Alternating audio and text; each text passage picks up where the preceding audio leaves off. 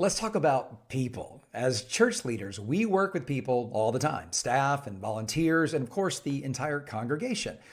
Now, here's the deal. Nothing happens without great people, making human resource management critical to success. We often hear the phrase, people are our greatest asset, but are we treating them that way, like an asset? This course challenges us to think differently about how we recruit, develop, and retain the amazing staff and volunteers who make up our churches. Now, from a staff perspective, we need to hire slowly and, unfortunately, and hopefully not a lot, fire quickly. Of course, we want to do it kindly and systematically. We talk a lot about that in the chapter. This may sound a little harsh, but think about it. Having the wrong people on your church staff in church positions can be detrimental to the church, detrimental to your mission.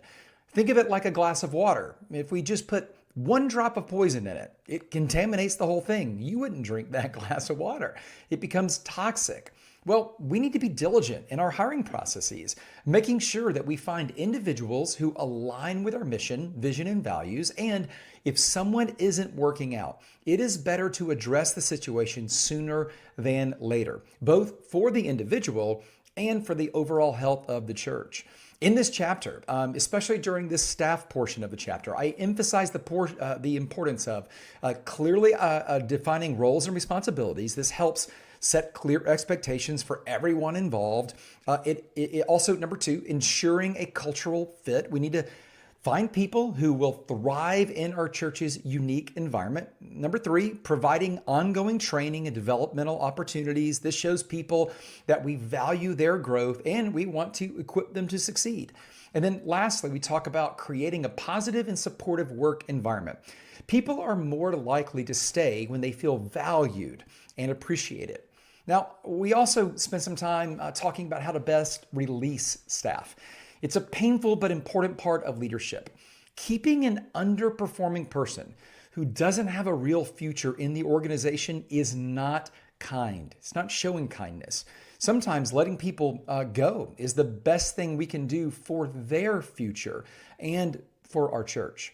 Now, when it comes to volunteers, we must understand why people do and don't volunteer so we can address those concerns effectively. I created, and in the chapter explained, the volunteer funnel is similar to the funding funnel we talked about in that course. In this chapter, we talk about how to guide people towards deeper levels of engagement through the volunteer funnel. The key is to provide clear pathways for people to serve, starting with very low commitment opportunities and gradually moving them towards higher levels of engagement. And all of this really kind of builds to the importance of leadership development, whether it's with staff or volunteers.